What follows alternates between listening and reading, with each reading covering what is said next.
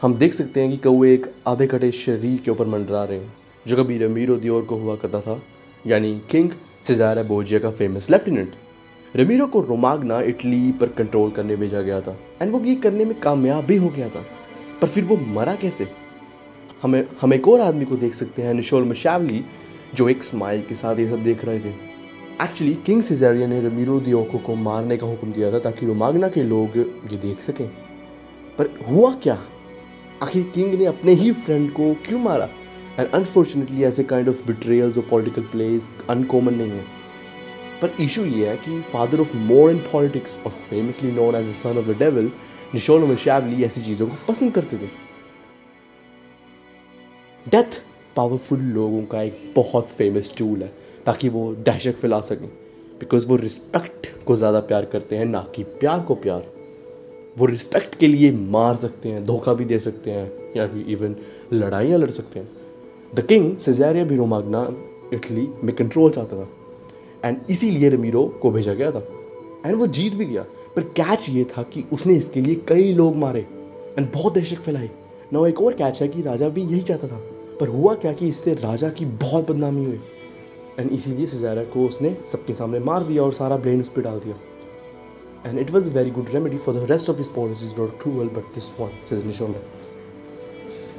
इंडी सिज़र ने अपनी इमेज लोगों के सामने बचा ली, पर ये शो करता है कि कैसे पॉलिटिक्स में बिट्रेयल्स होते हैं, जहाँ ना कि कोई फ्रेंडशिप बनाई जाती है, ना ही अच्छाई फैलाई जाती है और ना ही दुश्मनी ज़्यादा देर तक निभाई जाती है।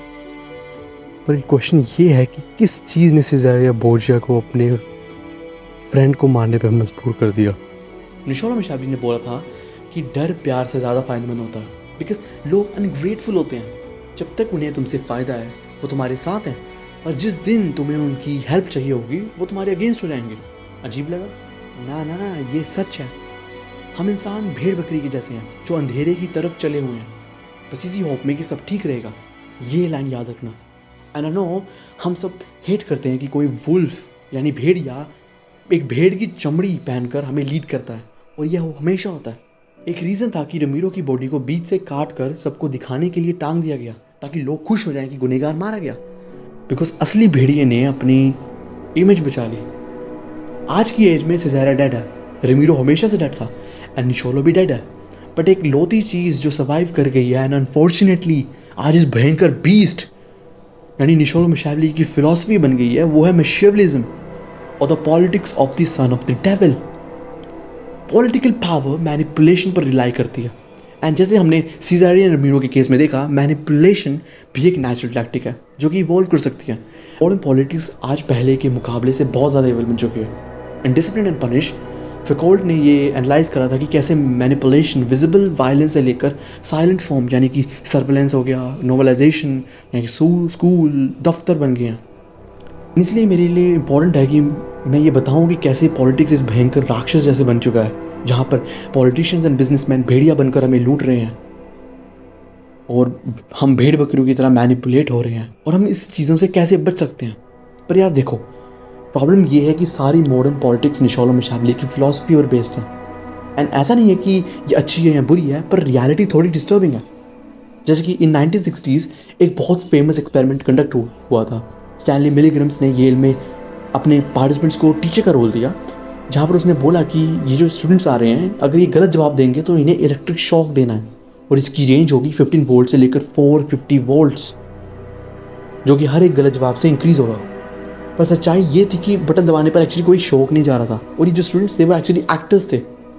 इवन इफ ये एक्टर्स रो रहे थे, ये स्टूडेंट्स रो रहे थे, 65% ऑफ द पार्टिसिपेंट्स यानी टीचर्स ने हाईएस्ट 450 वोल्ट का शॉक तक दे दिया एक्सपेरिमेंटर्स के ऑर्डर पर। That's weird man. इससे ये हाईलाइट होता है कि कैसे अथॉरिटी एंड ऑर्डर्स हमारी पर्सनल मोरालिटी को डोमिनेट कर सकते हैं, कैसे इन पार्टिसिपेंट्स ने अपने आप को बस एक्सपेरिमेंटर्स के ऑर्डर का एक नमूना समझा। पास्ट में जो लीडर्स थे वो हम पपेट्स या हम शीप को डायरेक्टली कंट्रोल करते थे, बट इससे इशू ये हुआ कि इससे रेवोल्यूशंस ट्रिगर होना ईजी हो गया।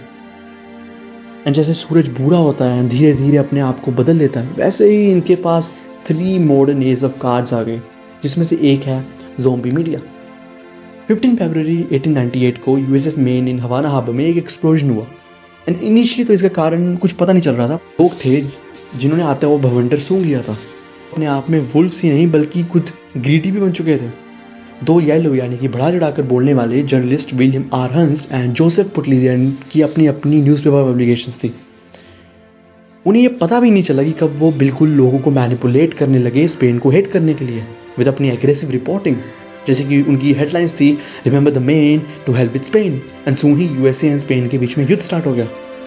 इस केस में ये मैनिपुलेशन लोगों को इमोशनली कंडीशन कर रही थी जो स्पेन को हेट कर रहे थे, एंड गवर्नमेंट को फोर्स कर रहे थे कि यार वॉर करो, बिकॉज वॉर ही एक फाइनल क्लाइमेक्स है। एंड यस, उस वॉर में यूएसएस के ऑड्स काफ़ी अच्छे थे और वो जीत गए, उन्होंने कुछ लैंड भी एक्स्ट्रा हासिल की। पर इसका मतलब ये नहीं कि कुछ हारे नहीं वो, या फिर कोई हारा नहीं कुछ। जर्नलिस्ट मलाई ले गए, एंड जो पॉलिटिशियंस जिन्होंने वॉर को सपोर्ट किया था वो लुगाई ले गए, एंड भेड़ बकरियों को वॉर मिला तोहफे में। एंड असली परेशानी ये है कि ये एक लौता एग्जाम्पल नहीं है। नाउ बिफोर मैं सेकंड एस ऑफ कार्ड बताऊँ, ये ज़्यादा इंपॉर्टेंट है कि लीडर्स एंड उनकी ये भेड़िए वाली पर्सनैलिटी को डिकोड करा जाए, आखिर क्या चीज़ उन्हें इविल बनाती है।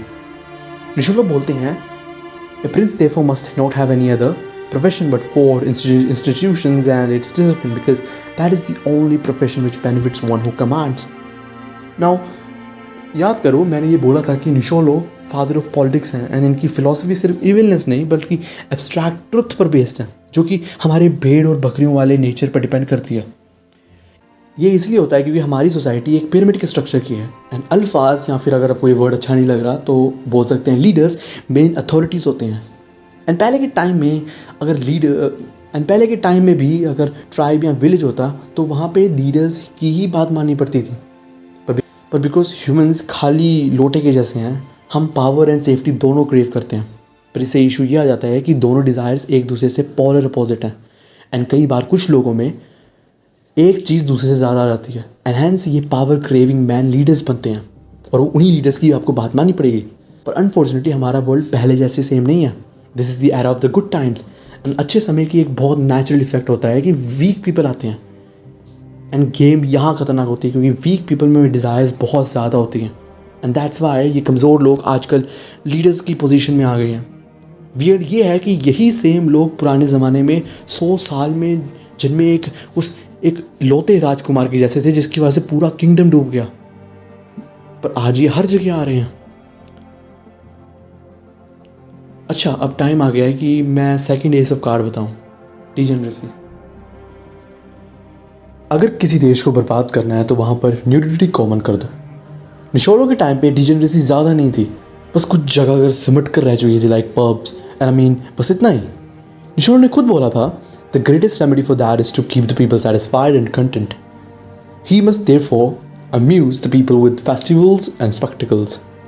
हम सबको अच्छे से पता है कि डिजेनरेसी क्या है, एंड हम में से काफ़ी लोग एक्चुअली डिजेनरेट भी हैं बिकॉज हम इस डिस्टोपियन सी रियलिटी का हिस्सा हैं। मॉडर्न वर्ल्ड अपने आप में एग्जैक्ट डेफिनेशन है ब्रो ऑफ डिजेनरेसी।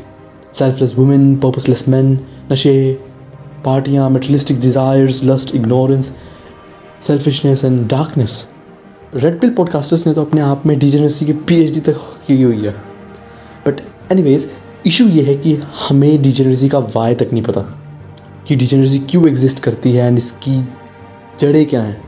मैंने अपने प्रीवियस एपिसोड में एक बहुत इंपॉर्टेंट चीज़ एनालाइज की थी जो कि है the great feedback loop of humanity, and ये जस्ट हमारी लाइफ को एक्सप्लेन करता है। लाइक शीप्स अपने आप में सोच नहीं सकते। लाइक फॉर एग्जाम्पल, अगर हम एक लूप इमेजिन करें जिसमें कंसिस्टेंटली इनपुट दिया जा रहा है और इसकी डायरेक्शन कंट्रोल कर रही है कि लाइफ कहाँ जाएगी या फिर पूरी सोसाइटी कहाँ जाएगी, द इनपुट मोरालिटी या रिलीजन, वायलेंस या वॉर्स या फिर मैनिपुलेशन या स्कूल दफ्तर भी हो सकता है। एंड सेम यही इनपुट्स इस लूप को पॉजिटिव या नेगेटिव या फिर एक एंगल टुवर्ड्स द बेटरमेंट या फिर बर्बादी की साइड कर सकते हैं, और यही चीज़ डिसाइड करती है कि दुनिया किस साइड जा रही है, क्या वो इम्प्रूव हो रही है या फिर डिप्रूव। अब कुछ लोग बोल सकते हैं कि वो कुछ भी करना चाहें या फिर इन शॉर्ट डिजेनरेट बन जाएं, इससे गलत क्या है, इससे सोसाइटी कैसे ख़राब होगी। इसके लिए हम एवरेज सैम्पल साइज़ लेते हैं उन लोगों का जो नशे पत्ते, पार्टियाँ, डोपामिन के पीछे भागते हैं, उनकी ज़िंदगी ख़त्म है। हम अक्सर history, human emotions and common sense को यूज़ करते हैं to justify our measures of betterment, या हम ग्रो कर रहे हैं कि नहीं। लिटरली आज के टाइम में हम अपने आप के अंत के पीछे भाग रहे हैं, एंड डिजेनरेसी एकमात्र ऐसा वेपन है जो लीडर्स यूज़ कर सकते थे ताकि हमारी थिंकिंग कैपेसिटी को डिस्ट्रॉय कर सकें, क्योंकि यार महान लोगों ने कहा है कि कभी भी ऐसी चीज़ नहीं करनी चाहिए जो हमारे आप से अपना कंट्रोल छीन ले। सोसाइटी में न्यूडिटी, डिजेनरेसी, एंटरटेनमेंट, कंसर्ट्स से लेकर आज हर दूसरा बच्चा अपना PF या GF ढूंढने में लगा हुआ है, बिकॉज ये कूल है। लोगों की फ्री विल जल चुकी है एंड हैंस अब वुल्व्स इन्हें छील कर लूट सकते हैं। मैं कहता हूँ आखिर किसको रोम के अंत के बारे में नहीं पता, जब ओरेलियन लोगों को एंटरटेन करने के लिए उन्हें लूट रहा था। लोग फेस्टिवल्स एंड मैक्सिमस सर्कस में बिजी थे एंड धीरे धीरे रोम जलना स्टार्ट हो गया। बिकॉज पर्सपेक्टिवली देखा जाए तो लोग ही सोसाइटी का पिलर होते हैं and by destroying them leaders आराम से उन्हें कंट्रोल कर सकते हैं एंड ईजिली पावर पा सकते हैं। नाउ ये 2 एसेस ऑफ कार्ड अपने आप में ही इनफ हैं सारे भेड़ बकरियों को मारने के लिए, पर ना यार, लीडर्स को स्लेव भी तो चाहिए। So why not we create some institutions, ऐसे इंस्टीट्यूशंस बनाए जाएं जो पीपल को कंट्रोल करके उन्हें प्रोड्यूस कर सकें, ताकि वो कन्फॉर्मिटी, स्लेवरी एंड प्लेजर में घुसे रहें। Institutions, schools and offices. Upton Sinclair ने कहा था, it is difficult to get a man to understand something when his salary depends on his not understanding it. Now यार, मुझे अपना ही गैंगस्टर वाला मास्क थोड़ा संभाल कर पहनना पड़ेगा, बिकॉज माना ये सबको पता है कि स्कूल्स एंड ये office culture weapon of mass control है, पर क्या, क्यों एंड कैसे, इन क्वेश्चंस का आंसर ही की है जिससे हम इस दुनिया को बेटर समझ सकते हैं और इसको इम्प्रूव कर सकते हैं एक्चुअली। एंड मैं तुम सबको ये बताने वाला हूँ। सबसे पहले तो taking outdated schooling system and yes या वहाँ खड़े हो। इन रियलिटी हम स्कूल के सिस्टम को हिस्ट्री में ट्रेस नहीं कर सकते, एज ये जस्ट इंडस्ट्रियल रेवोल्यूशन के टाइम आया था। बट स्कूलिंग या एजुकेशन के आइडिया को हम आसानी से ट्रेस कर सकते हैं, बिकॉज ये हज़ारों साल पुराना है। फॉर एग्जाम्पल भारत के गुरुकुल या ग्रीक्स के स्कूल्स। बट कैच ये है कि these way for the cream, यानी प्रिविलेज्ड बच्चों के लिए ही एजुकेशन मिलती थी एंड हर वो चीज़ सिखाई जाती थी जो टीचर्स या गुरुओं को पता थी। हिस्टोरिकली लोगों को पता था कि the same education for old is a fallacy. सबके लिए सेम एजुकेशन अगर होगी तो नेचुरल किंगडम सिनेरियो ब्रेक हो जाएगा। यहाँ चीज़ें डार्क टर्न लेती हैं, एज ज़्यादा अच्छा होना भी हमेशा अच्छा नहीं होता, ज़्यादा एजुकेटेड होना भी हमेशा स्टेबल नहीं होता, और ना ही ज़्यादा बुरा होना हमेशा बुरा होता है। ये जो idea of education and equality to all है, ये एक नॉन रियलिस्टिक बात है, even if we hate it. Majorly leaders ने अपनी किसी डिज़ायर को फुलफिल करने के लिए इस आइडिया को प्रोपोगेट किया, फॉर मे बी वुमेन से उनके वोट लिए जाएँ या फिर वर्कर्स से उनके वोट लिए जाएँ या उनका सपोर्ट पाया जाए। पर रोम शहर के जैसे ये सारे लीडर्स एक्चुअली वीक थे एंड ये फोरकमिंग तबाही को कभी नहीं देख सकते। This is where feedback loop अपने आप को पूरा करता है। स्कूल से लीडर्स को ओबीडियंट एंड कंट्रोल टीनेजर्स मिलते हैं जिन्हें वो फैक्ट्री में भेज सकते हैं। For example school same level के टेस्ट को फोर्स करती है जिससे ओबीडियंस बनती है एज पर कॉन 2000। स्कूल्स का हिडन करिकुलम उन्हें रूल सिखाता है as per Bowles and Gintis 1976 and behaviour अच्छा करो एंड रिवॉर्ड सिस्टम बच्चों को एक लूप में फंसा देता है जिससे वो कभी क्वेश्चन ना करें, बिकॉज क्या लेना देना, एज पर स्किनर्स 1938। इसके अलावा जब यही टीनेजर्स रियल लाइफ में एंटर करते हैं तो वो धीरे धीरे डीजनरेट हो जाते हैं एंड अगर उन्हें अच्छी ज़िंदगी चाहिए तो इसके लिए उनका बेस्ट चांस है कि जस्ट ड्रीम करो, जैसे कि वो स्कूल के क्लासरूम्स में डेस्क में करते थे। ओवरऑल ये कॉर्पोरेट ऑफिस कल्चर पिनिकल है ऐसी आम जिंदगी का। एंड वैसे लोग कुछ ऐसे भी हैं जो कि खुद ही अपने आप को एम्प्लॉय करते हैं, लाइक दुकानदार और वगैरह, वो भी मैनिपुलेशन का हिस्सा हैं और इससे भरे होते हैं बिना ये रियलाइज़ करे कि वो मैनिपुलेटेड है, एक ओवरऑल स्ट्रक्चर के हिस्से हैं। देखो सारा पॉइंट ये है कि लोग भेड़ बकरियाँ हैं एंड ऊपर खड़े ये भेड़िए हंस रहे हैं। जस्ट इमेजिन अचानक से तुम्हारी आइज़ खुलती है एंड एक बड़ा सा शीशा का दरवाज़ा, एंड जैसे ही तुम इसे खोलते हो वो एसी। आंखें नीचे पहले फॉर्मल शूज़ को देखने से पहले तुम्हारे गले पे टंगी एक टाई पर पड़ती है जो कि तुम्हें नीचे खींच रही है टू दी एंड। ना ये सारी फिलोसफिकल बातों का कोई पॉइंट नहीं है अगर हम ये नहीं समझ पाए कि इस मैनिपुलेशन को ब्रेक कैसे करें और इससे बचे कैसे। पहले ये वुल्स एंड लीडर्स स्ट्रॉन्ग हुआ करते थे एंड सो निशोलो की फ़िलासफ़ी वैलिडेटेड थी, बट आसान वक्त हमेशा कमज़ोर लीडर्स को जन्म देता एंड उन्होंने पूरी की पूरी शिप डुबा दी अब। एंड इसीलिए तुम सबको ये जानना होगा कि तुम्हें अपनी नींद से उठना पड़ेगा भाई, अपने डूबते हुए प्लेन के ब्लैक बॉक्स को ढूंढो। निशोलो said, the new ruler must determine all the injuries that he will need to inflict.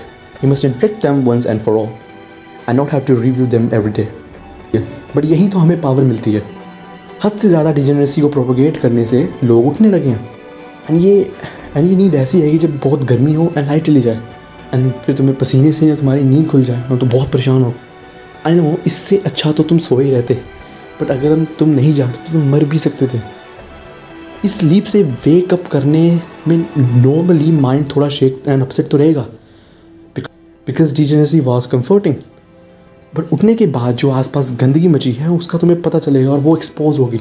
And ये एक लौता वे है जिसे तुम आसपास की गंदगी एटलीस्ट अपने आसपास की साफ कर सकते हो with the flowers of mindfulness and meditation and just being good, improving yourself because you are the pillar of the society. Even though हम आज के मॉडर्न सिनेरियो में निशोलो मिशावली की फ़िलासफ़ी को थोड़ा क्रिटिसाइज़ कर सकते हैं, बट रियलिटी तो यही रहेगी। एंड ये नो डाउट है कि the father of modern politics और the son of the devil Niccolo Machiavelli एक जीनियस थे जो नेचर के नियमों को समझते थे कि कैसे भेड़ और भेड़िए सोसाइटी में को एग्जिस्ट करते हैं। एंड चाहे हम इसे ईविल समझें या गुड समझें, ये जस्ट सिंपली ट्रू है। एंड टू बी ऑनेस्ट, इस सब भेड़ बकरियों के जंगल से अच्छा तो ऊपर के पहाड़ है। मान अगर पत्थर टूट रहे हैं, वही बादल नीचे भेड़ बकरियों की चमड़ी में खो जाते हैं। एंड अगर हम स्पीकर्स में चिल्ला कर भी बोलें कि जाग जाओ, ट्रुथ तो ये है कि जस्ट व्हाट इट इज़।